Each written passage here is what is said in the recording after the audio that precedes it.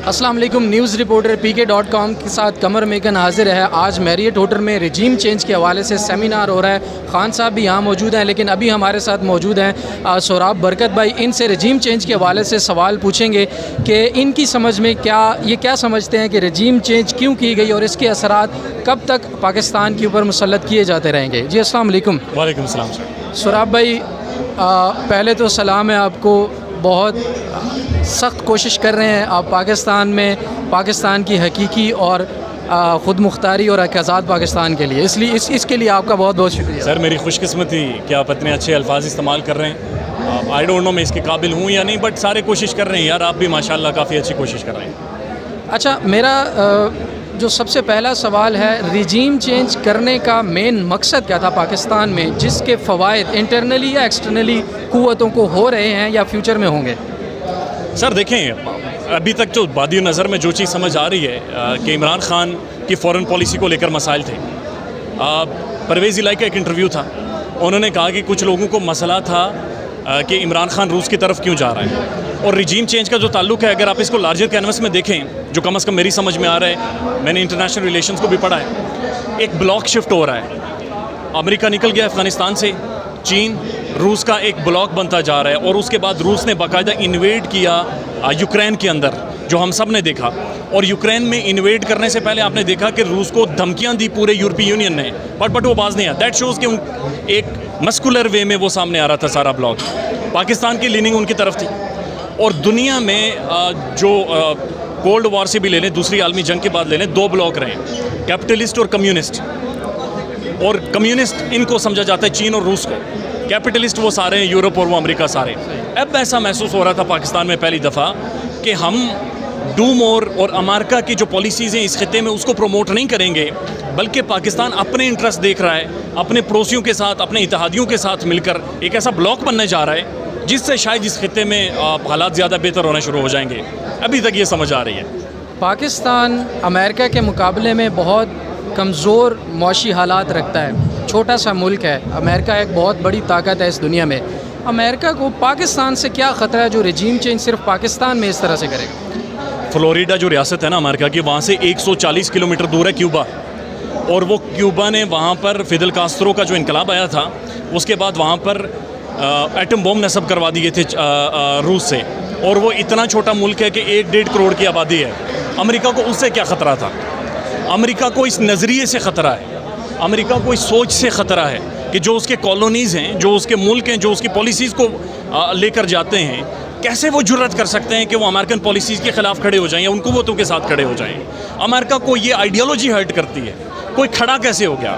کیسے امریکہ کی جو پالیسیز ہیں ایگزیکٹ ان کے اگینسٹ جا کر اپنے ملک کا سیلف انٹرسٹ کے بارے میں سوچ کیسے سکتا ہے؟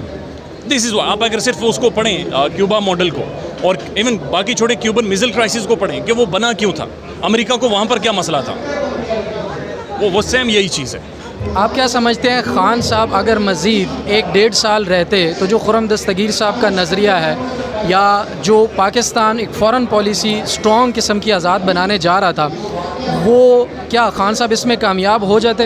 دیکھیں جو خرم دستگیر صاحب نے کہا ہے نا, آپ جس کی طرف آپ اشارہ کر رہے ہیں کہ ہم سب کو انہوں نے پھنسا دینا تھا, میں نے انٹرویو کیا نا ڈی جی نیب کا, بلکہ آپ بھی کریں ضرور, بریگیڈیئر ریٹائرڈ مصدق عباسی صاحب کا.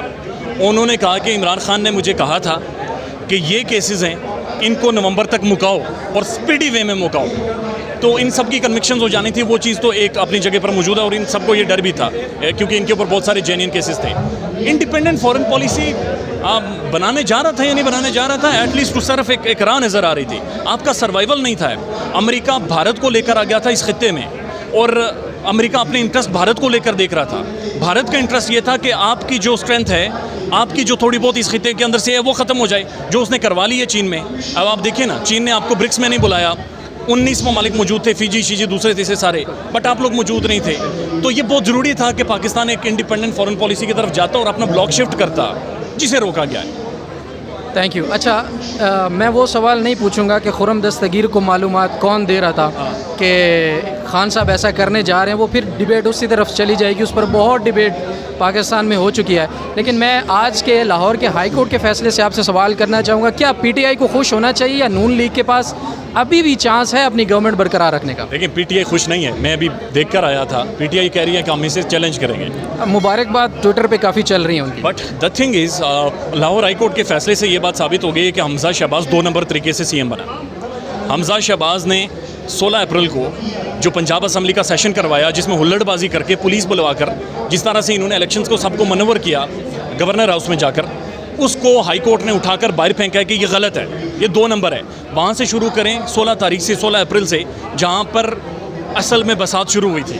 تو that clearly is an indication کہ پنجاب کو منور کرنے کی کوشش کی گئی تھی جسے کورٹ نے اٹھا کر باہر پھینک دیا. آخری سوال, اسحاق ڈار صاحب کو واپس لانے کی تیاری ہو رہی ہے, ان کو اشتہاری قرار دے چکی ہیں ہماری عدالتیں. کس حد تک ان کو تحفظ فراہم کیا جائے گا کہ وہ آ کر دوبارہ سے سینیٹر کا حلف لیں اور پھر ہماری معیشت کی باغ دوڑ سنبھالیں, اور اس کو کتنا آپ خوش آئند یا بدقسمت پاکستان کے لیے سمجھتے ہیں؟ یار آپ کی عمر کیا ہے؟ اراؤنڈ 30. اراؤنڈ 30. ان 30 ایئرز آپ کیا یہ چیز ہضم کر سکتے ہیں کہ ایک بندہ جسے ملک کی عدالتیں اشتہاری کہہ رہی ہیں اور وہ واپس آئے اور یہاں پر آ کر ہمارے خزانے پر بیٹھ جائے جن کے اوپر کرپشن اور 2 نمبری کے الزامات ہوں؟ یہ اٹس ویری بیزار اینڈ ویری ابنوکشیس. یہ تھاٹ ہضم نہیں ہو رہی یار, سمجھ نہیں آ رہا کہ ہو کیا رہا ہے, یہ کر کون رہا ہے. آئی مین اٹس ویری عجیب کہ آپ اشتہاری ہیں. یار بات سنیں, آپ کے اوپر ایک چھوٹا سا کیس ہو جائے نا I-9 تھانے میں, باقی دور نہیں, باہر نکل کر بتاؤ, مارکیٹ سے جا کے دودھ لے کے بتاؤ, لوگ ننگا کر دیں گے کہ بھائی تو بندہ ہی 2 نمبر ہے, تمہاری کوئی اتھارٹی نہیں ہے, تمہاری کوئی اتھینٹسٹی نہیں ہے. وہ اشتہاری ہے, آپ خود کہہ رہے ہیں. واپس آ رہا ہے, ادارے تحفظ دیں گے. عمران ریاض صاحب نے کہا جنہیں پہلے ڈاکو کہتے تھے اب ایسے سلوٹ مار رہے ہو. آپ بدقسمتی ہے, ویری ویری دل دکھتا ہے قسم سے. جی بہت شکریہ سوراب بھائی, تھینک یو سو مچ.